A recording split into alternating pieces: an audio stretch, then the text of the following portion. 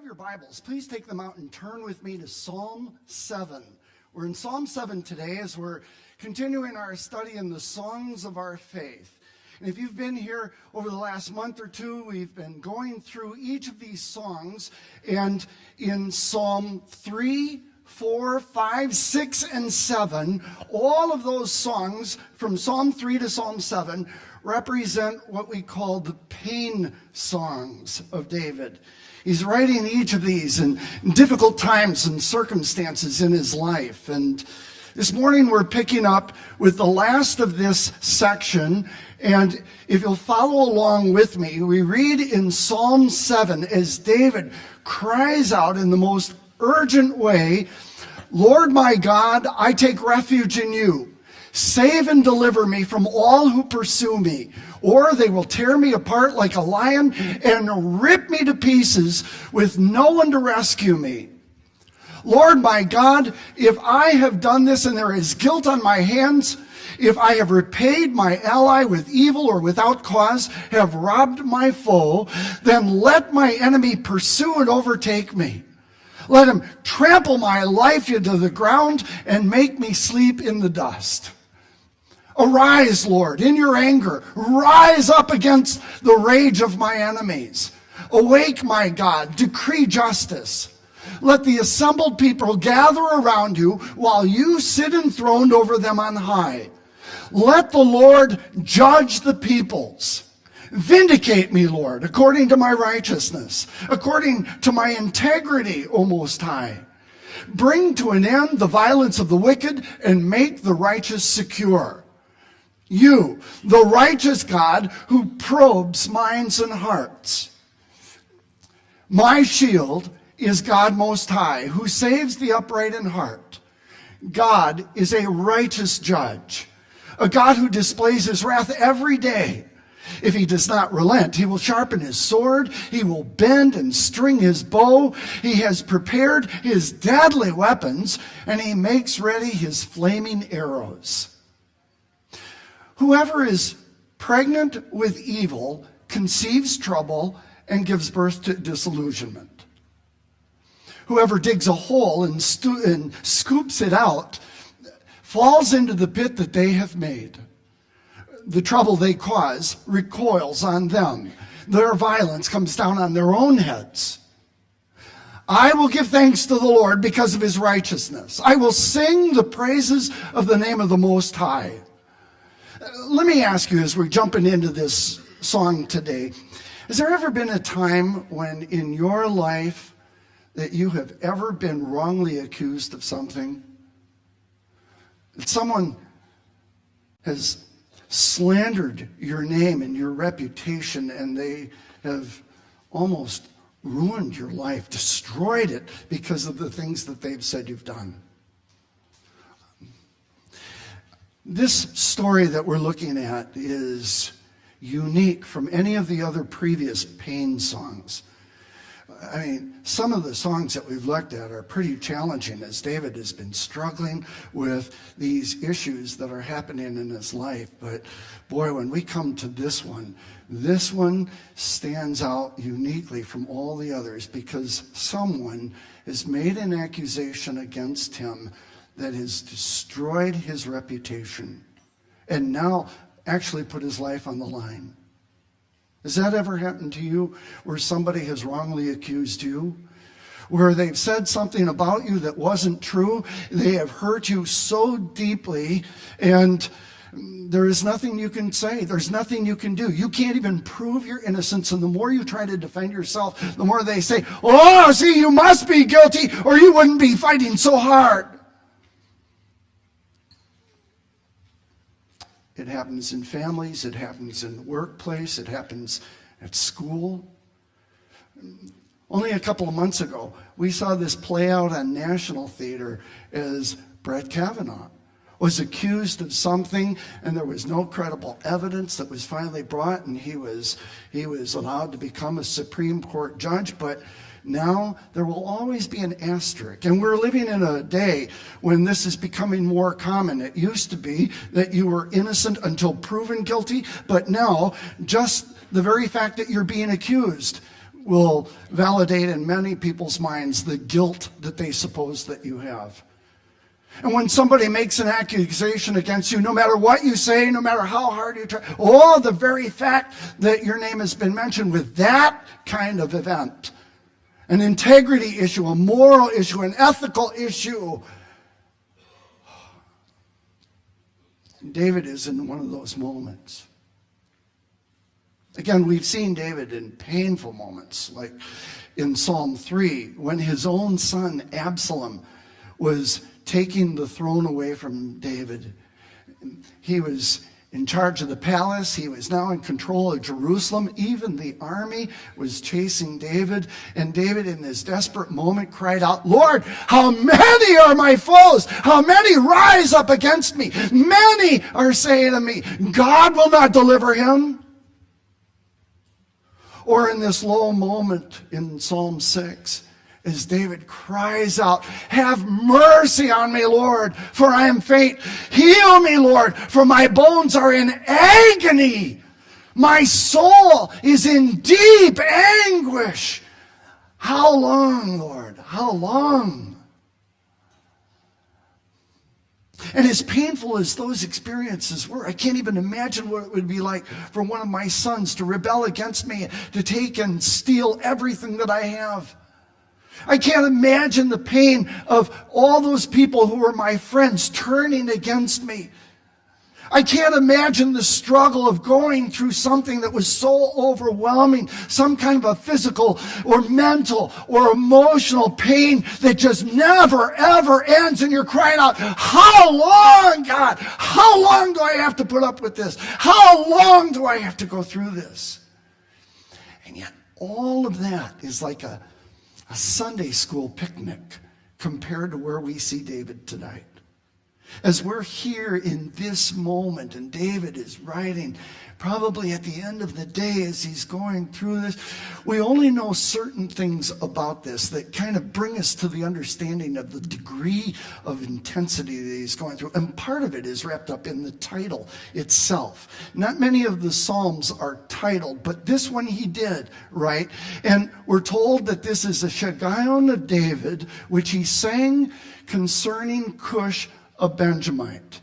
Now, historically and biblically, we don't know who Cush was. The only thing that we do know about him is that he was a Benjamite, or he was from the same tribe, Hebrew tribe, as King Saul.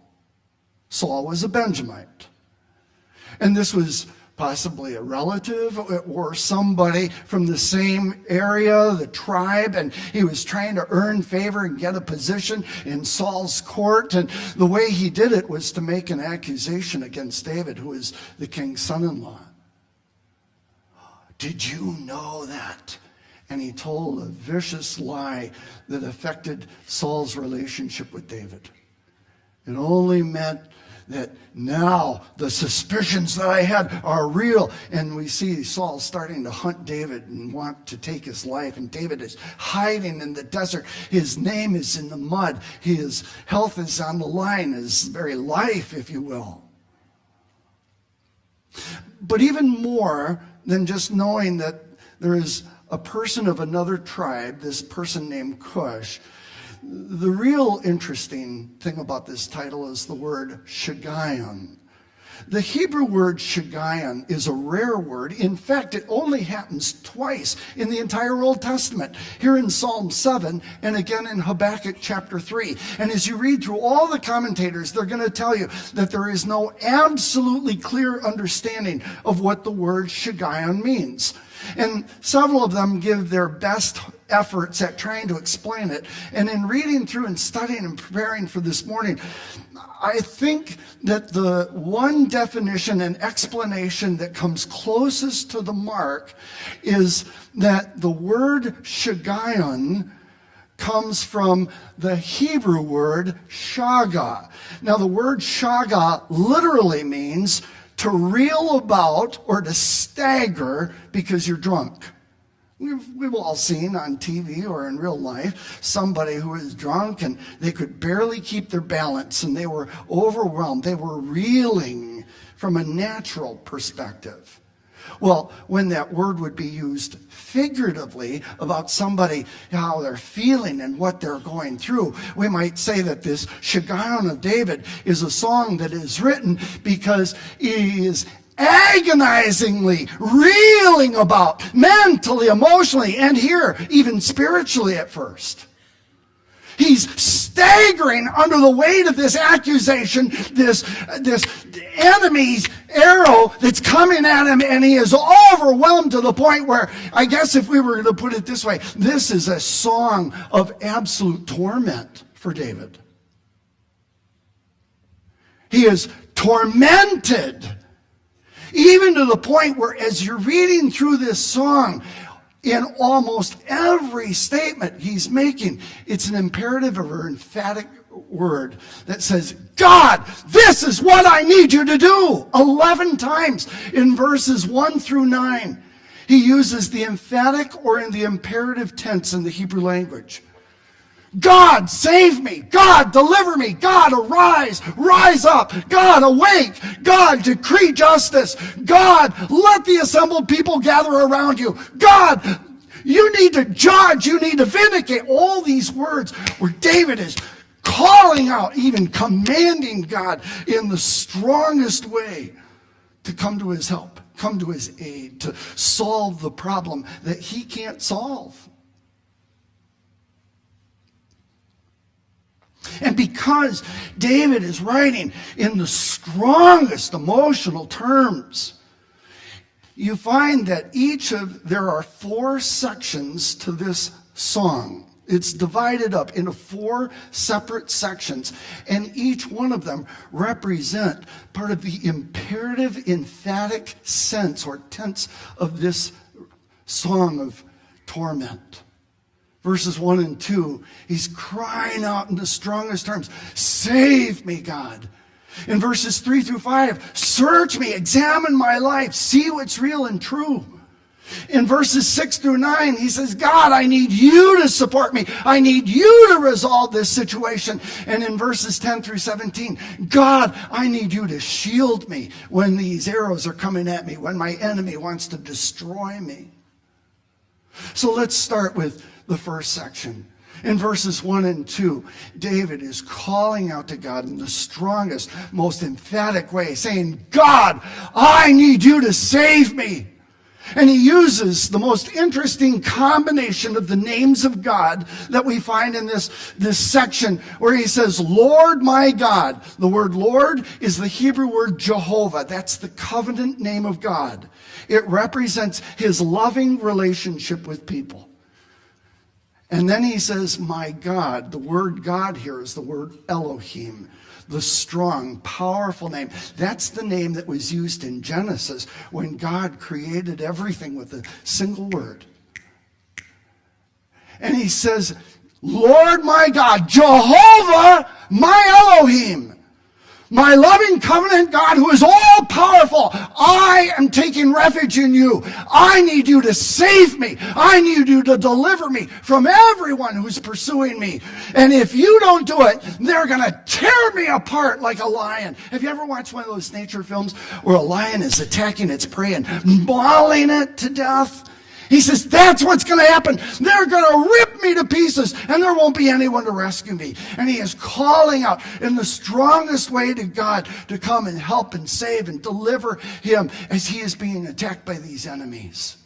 It is a desperate moment in his life. Have you ever been in one of those desperate moments when there was absolutely nothing you can do? And if your enemy had their way, they would destroy you.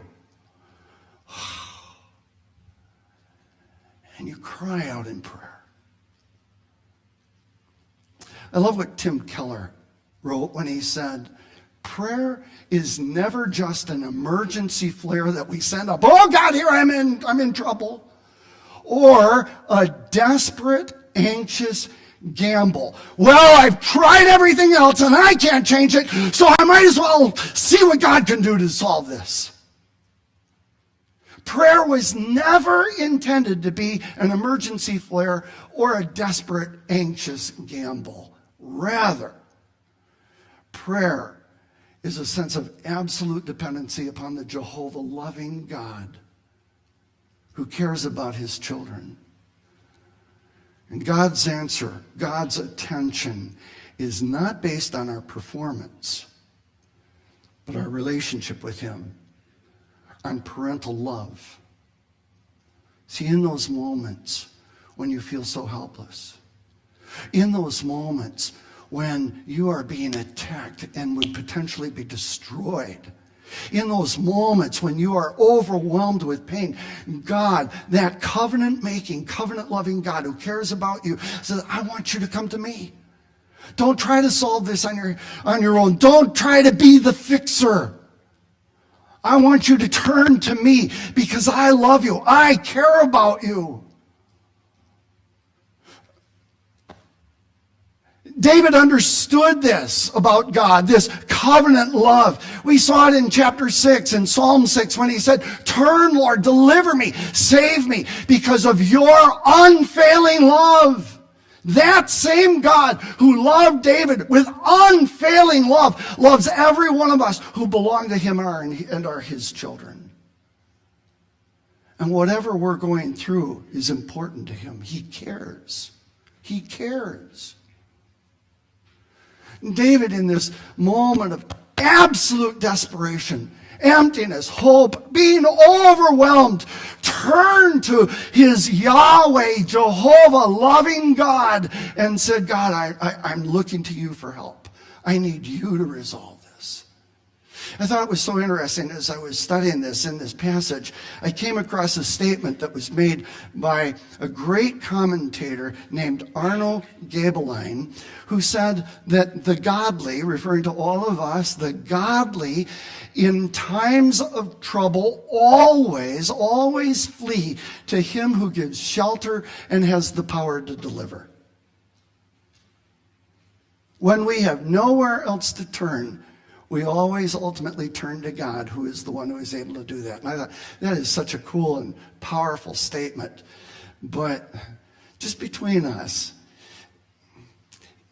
and without any disrespect to Arno Gaebelein, can we be honest enough here?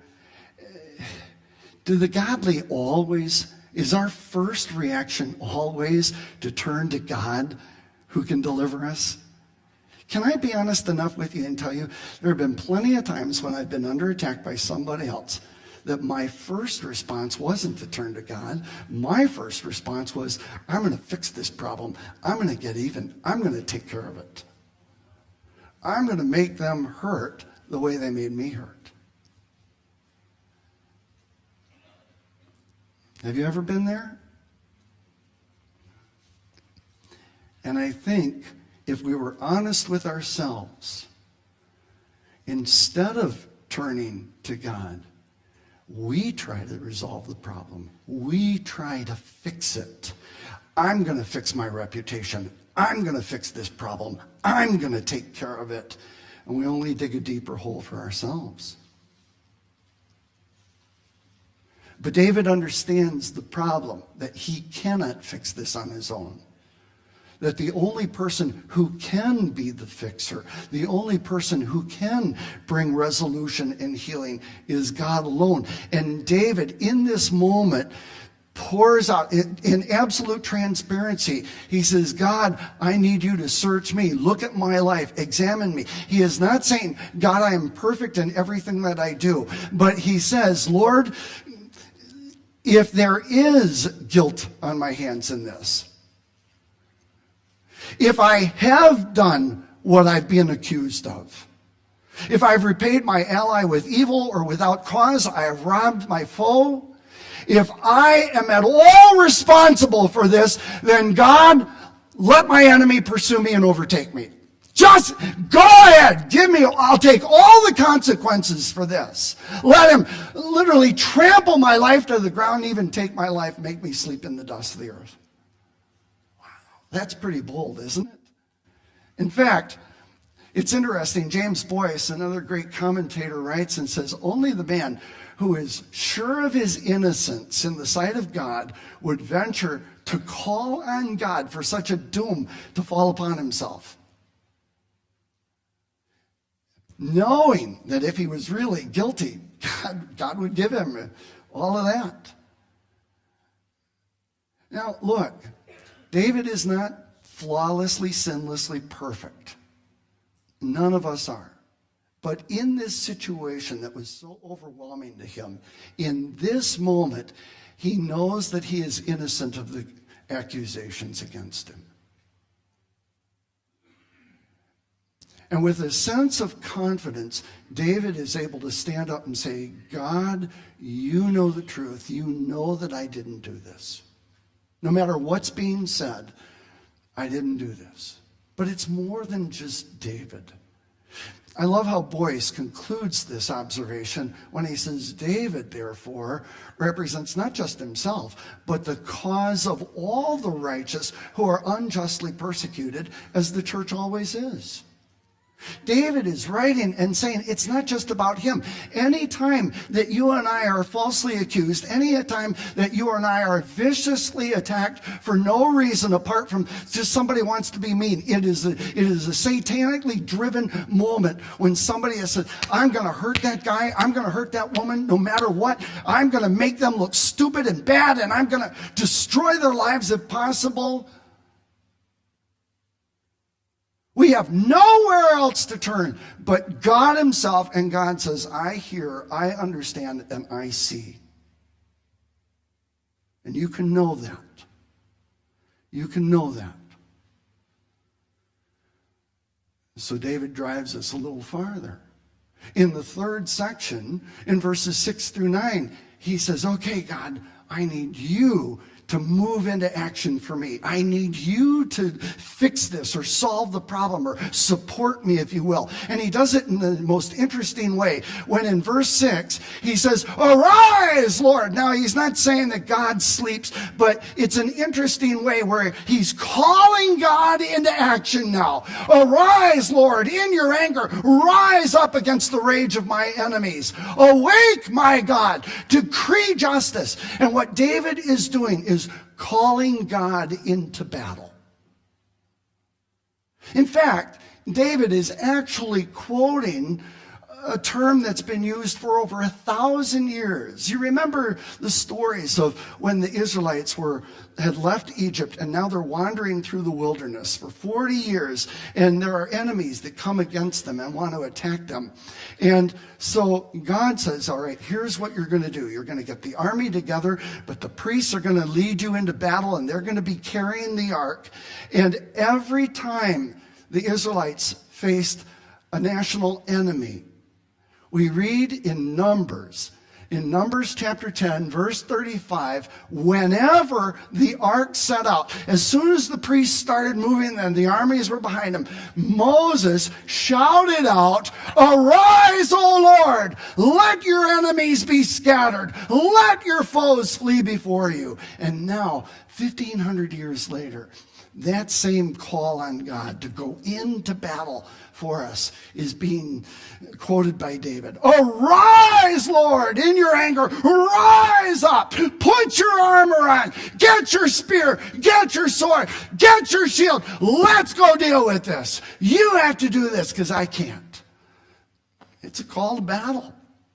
It's a call for the Lord, the Yahweh Elohim, the loving God who is almighty, all strong, to go in, and God's going to have to fight this battle because I can't do it. I can't do it. And the more I try, the worse the situation gets. And now, with all of these imperative commands to God, he says, God, let the assembled people gather around you. You are going to prove yourself to everyone while you're sitting on the throne over them. God, you are the one who is going to judge them. You are the one who's going to vindicate me. You're going to do this according to my righteousness, according to my integrity. O Most High, bring an end to the violence of the wicked. These people who are living as my enemies, who want to hurt me and destroy me. God, you are the one. And again, it's not just for what he's going through. He is saying, God, this is what the righteous depend on you for. You are the one who is able to make not just me, but anyone who is righteous, anyone who is a God follower, anyone who trusts in you. You're the one who has to fight our battles. You're the one who has to defend us. You're the one who has to make us secure. You are the righteous judge, and you know the truth. Look, when we make decisions, this is just part of the human condition. When you and I make decisions, we make our decisions our judgments based on what we see or hear, and we have to try to figure out where the truth is. Sometimes we get it, and the truth is sometimes we don't. But God is not like us. God has never made decisions and judgments based on natural observation. God is omniscient. God knows everything. God knows what we think. God knows what we do. God even knows the motivations behind it.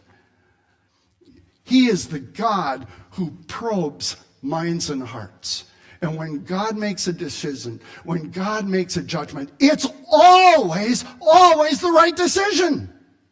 Always the right judgment. And God goes to war on behalf of the innocent. God goes to war on behalf of his people. And God says, I know there's nobody who's going to fool me. There's no one who's going to trick me. I know the truth.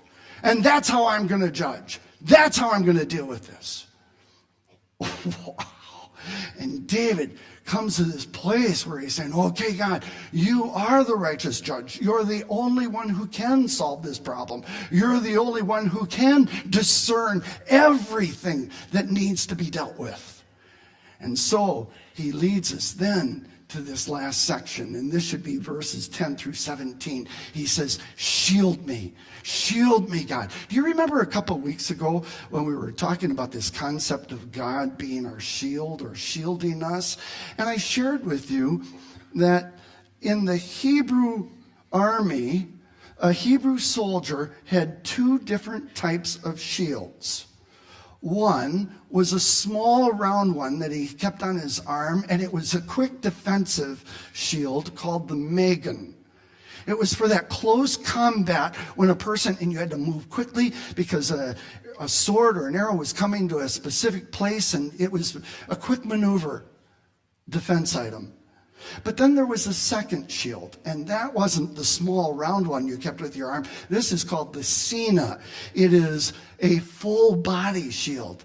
This is when somebody is attacking and there's just a barrage of stuff coming at you. And it's so interesting as David called out to God to be his shield.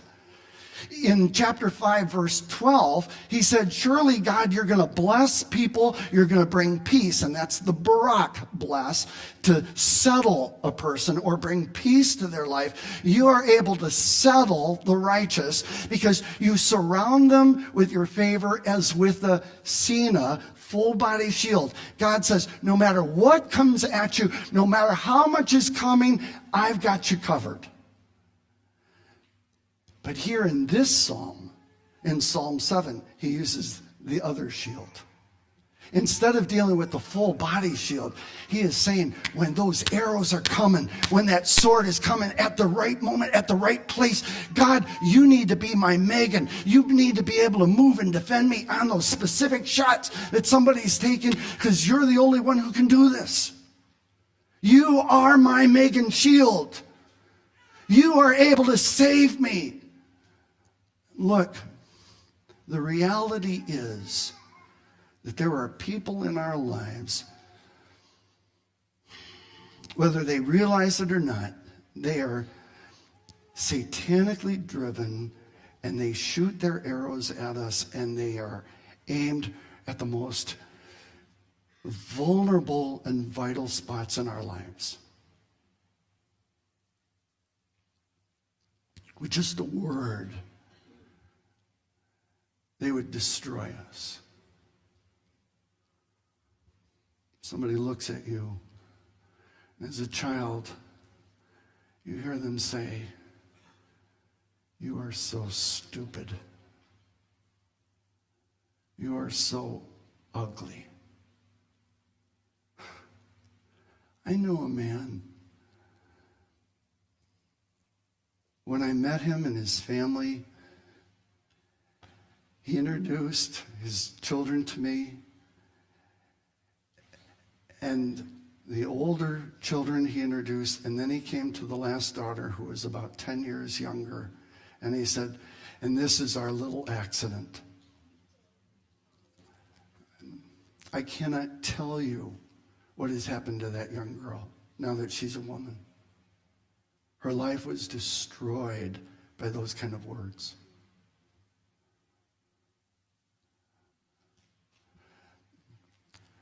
Somebody else sends another arrow, a sword, to hit a vital spot, and they make an accusation that would destroy our reputation. And there is nothing that we can do to stop it. And only God is the one who can be that Megan shield, who moves right as the arrow comes, as the sword would pierce our souls. God says, I can do that. I can be that for you if you'll let me. Oh God, God Most High, Almighty, all-powerful Elohim, you're the only one who can save the upright. You're the only one who solves this situation. You, Elohim, are the righteous judge. You, Elohim, are the God who can display his wrath and go into battle, sharpening your sword, bending and stringing your bow, preparing the weapons that will come back. And he says, our God who loves you, our God who is able to defend you, our God who is able to cover you, is able to take all of that hurt and pain and violence that's thrown towards you and bring it back on the head of the enemy. And he communicates this way that God moves and works in these situations in the most unusual poetic language. In verse 14, he uses this imagery of a pregnant woman when he says, whoever is pregnant with evil. He's not talking about literal pregnancy. He's using a word picture here that's so vivid. He says, whoever is pregnant with evil conceives trouble and gives birth to disillusionment. Now, do you remember several weeks ago when I was talking about Hebrew poetry? It's all based on the concept of parallelism, where there is a statement and then a restatement. And the restatement will either be the same, or it'll be contrasting, or the third type of parallelism is it's going to be enhanced. It's like a stair step. It's going to be completed. Now, here in this passage, David uses the enhanced parallelism to give us an understanding how God works and deals with the wicked, those enemies, those violent people who would love to destroy our lives. First, he says that if you're pregnant with evil, you're going to give birth to disillusionment. But in the second statement, it's enhanced. He gives us a little stronger picture when he says, whoever digs a hole and scoops it out is going to ultimately fall into the very pit that they made. But he doesn't stop there. He pushes us to the climactic moment of this when he says in verse 16, all the troubles that person who is evil and violent tries to bring on us, all of that trouble is going to recoil on them, and their violence is going to ultimately come down on their own heads. And we have an amazing picture of that concept of the trouble that you try to cause ultimately coming down on your own head in the book of Esther. In Esther chapter 5, you have this crazy story of a guy named Haman, who is a Persian. He works in the court of King Xerxes. And Haman hates the Jews. He despises the Jews, and there is no Jew that he hates and despises more than a guy named Mordecai. Mordecai is his mortal enemy. He hates and wants to get rid of any way he can. And he is so frustrated that he can't figure a way to get rid of Mordecai. One day, Haman is sitting at the table in the kitchen, and he's kind of moaning to his wife about Mordecai and how much he hates him. And believe it or not, it's his wife who comes up with the plot. his wife is the one who says, hey, I got an idea. Why don't you build a gallows, a hangman's post, and build it 75 feet tall so that you can hang Mordecai on it and everybody in town is going to see it. Now, it's so interesting because you're only a few minutes away from Haman needing to go to an official lunch at the palace. And he's so upset about this. And his wife says, here's the plan. Build a gallows 75 feet tall. Hang Mordecai. Now, there's the plan. Go enjoy lunch.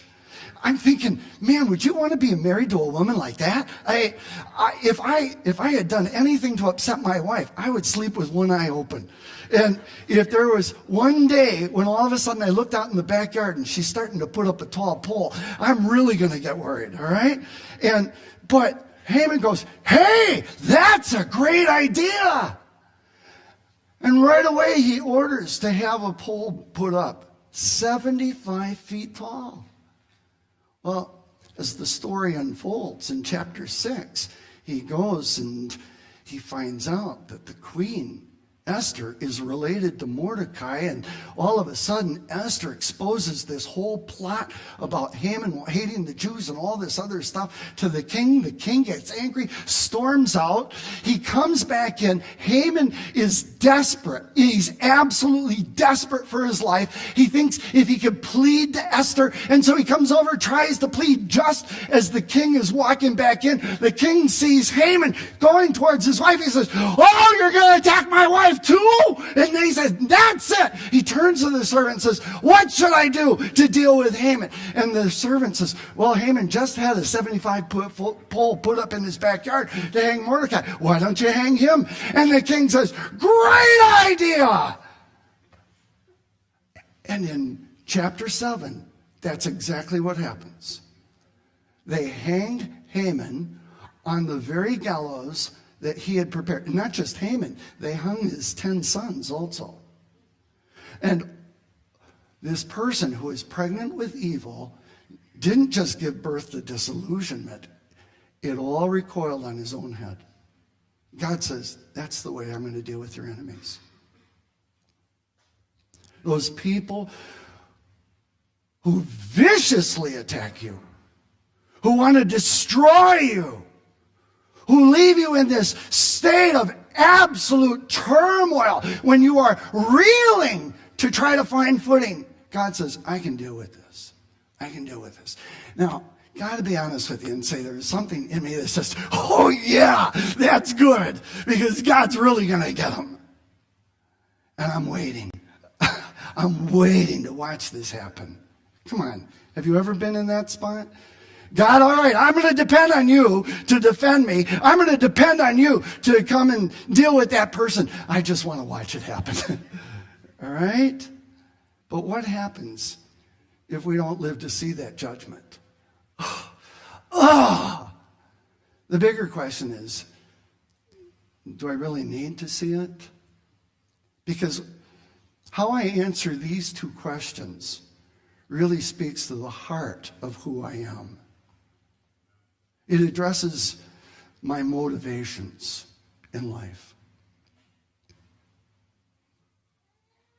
As you're reading through this song, David comes all the way to this point of trusting that God is going to deal with the situation. But it's so interesting. Peter Craigie is a commentator who writes and says, we don't know from the psalm whether the falsely accused, David, was finally vindicated, that he got to see it, or his name was actually cured. What we do know, and the only thing we really know, is that he came into such a knowledge of God that he could accept his lot.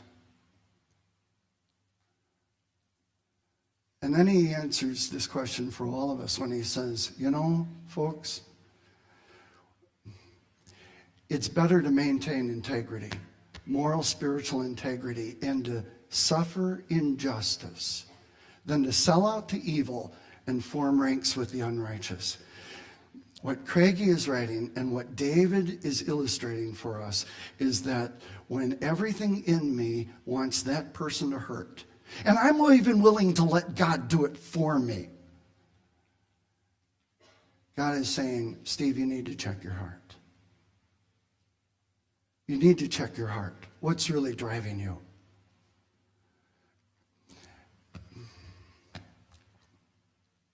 And I have to ask myself this probing question. Is what I'm feeling and what I'm wanting and what I'm driven by, am I more concerned about my personal revenge or God's righteous name? What drives me in this? If it's just about my revenge, I just want to see that person. I want to see God get even with that guy. I want to see him hurt more. Or am I really concerned, as David came to understand, that this is all about God's righteous name? And God's righteousness is a lot more important than my revenge. And when God brings me to this point, then he forces me to the second question of motivation. And when I'm looking at that person who has hurt me, when that person has tried to destroy my life, my name, my reputation, and everything that I have, and I want God to move. I want God to deal with this. And I am looking at that person, then God says, Steve, is the real issue involved that person's judgment or their salvation? What is more important to you? That God would judge them and deal with them and make them hurt, bring their evil on their head, or that they would come to repentance? See, I have to admit to you, there have been times in my life when people have made me hurt, that I am driven more about wanting them to hurt and them to be judged. And then God reminds me, Steve, what if I had dealt with you the way your sins deserve? What if I had dealt with you each time that you hurt somebody the way you want me to deal with that person? And if that were the case, I would still be lost, helpless and hopeless. And I'm convinced that if just for a moment, if nothing more than a second, God let us really experience the reality of hell, what real judgment was all going to be about. Not the judgment of this temporary life, but what eternal judgment. It would completely transform the way that I see even my enemies. I wouldn't want my worst enemy to experience eternity without God. I wouldn't want my enemy to experience one moment of infinite wrath. And I would be broken. I would be broken. And say, God, if you've been so merciful to me, if you have not been willing to deal with me as my sins deserve, then God, I am going to ask you to live and move in this person's life. Draw them to yourself. Fix this situation for them. Not fix my problem for me, but fix the need in their lives more than mine. And I'm going to trust you, like Abraham, who said, will not the judge of all the earth do right? God, I believe that you have the ability to take this situation and make it right. Make your righteous name stand out more than my emotions or desire for revenge. In fact, God, all of this pain, all of this hurt that I'm feeling right now, God, I'm just going to give it over to you. Right now, it's been consuming me. And there are people in this room right now. I know there are people in this room right now who have been living with this kind of pain for years. It was something that a parent said to you. It was something a parent did to you. It is something that happened between you and a sister or a brother, a teacher at school, someone at work. And you have been dealing with this hurt and this pain for years, and it's never healed up. In fact, if anything, it's eating you alive still.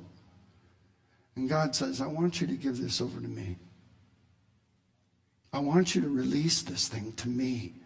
I am the judge of the earth. I will take care of this situation. See, Peter reminds us of the importance of releasing these things to God. When we read in 1 Peter 2, God is pleased when you do what you know is right and patiently endure unfair or unjust treatment. If you suffer for doing good and endure it patiently, God is pleased with you. For God called you to do good, even if it means suffering, just as Christ suffered for you. Jesus is our example. Jesus is the one who shows us how to deal with these people who are vicious in our lives, who live as enemies, who want to bring hurt and pain and struggle into our lives. Jesus never sinned. Jesus never deceived anyone. Jesus did not retaliate when he was insulted. He never threatened revenge when he suffered. Instead, he released these things. He just handed them over to the hands of God, who always judges fairly. And this morning, you will never get to the last point in this healing process that David ultimately found until you release it. Until you give this man, this woman, this person in your life over to God for all of the pain, all the struggle, all the hurt that they've caused you. God, I can't deal with this. I can't solve it. This person isn't even here now, and it's still eating me alive. God, I'm going to give this over to you because I believe that you can eternally and ultimately deal with it in a righteous way. And when you and I come to that point where we can finally release this pain, this person to God, then God brings us to the place where we can celebrate. We can be at peace. We can be blessed.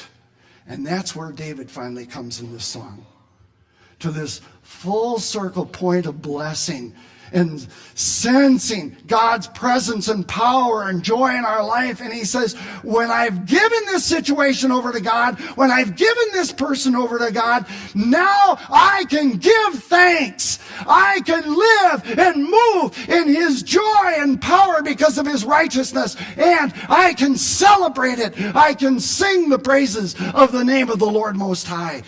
If you have not released that person or that pain yet, you will never get to the point of being able to praise. But once you do, God says, I can help you. I can take you. I can bring you to this point in which you're spiritually and soulfully able to live and move in the joy and the power of the Lord. And so I'm going to ask you to bow your heads. And I want to speak personally to you for a moment. I know this doesn't apply to everyone in this room. We've all been hurt at times, but I want to talk to you. If there is a person and a point in your life when someone attacked you, when somebody hurt you in a way that was such a deep wound in your soul that it's left you reeling for years. And God's saying,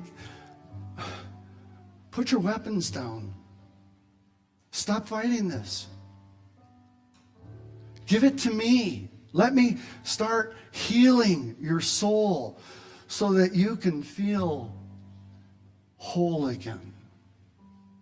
So that you can start celebrating and singing the praise of your God. Are you that person who's struggling today?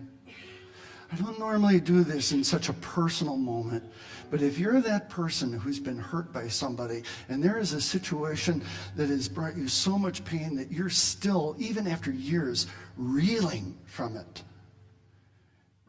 emotionally, mentally, and maybe even spiritually, can I pray for you this morning? Would you be willing to just slip up your hand and say, Steve, man, God's speaking to me today. I am struggling and I need release. I need freedom from this. I'm tired of this pain. I'm tired of the battle. It may have been a husband or a wife who walked out. It may have been a parent who abandoned you or hurt you. It may be a classmate or a sibling. But God, right now, I need to give this thing to you because I can't take it any longer. Would you just slip up your hand so that I can pray? Man, all around the room. All around the room. You can put your hands down. Father, you're the only one who can solve these problems in our lives, who can bring healing to this kind of pain. And we need you. And for each person who raised their hand, and for those who are going to go through it someday, God, I pray that we would be able to release these things to you, that we would hand them over to you and not look back. Just every time that voice comes back in our head, we're going to be able to say, I've given this to God. I've given this to God. I will not suffer through this any longer. I will not let this consume and destroy my life, my peace, my joy. From now on, I am going to trust God to resolve this, whether it's in this life or the next. And I'm going to start moving in the joy of the Lord, giving thanks and singing and celebrating the name of the Most High God. God.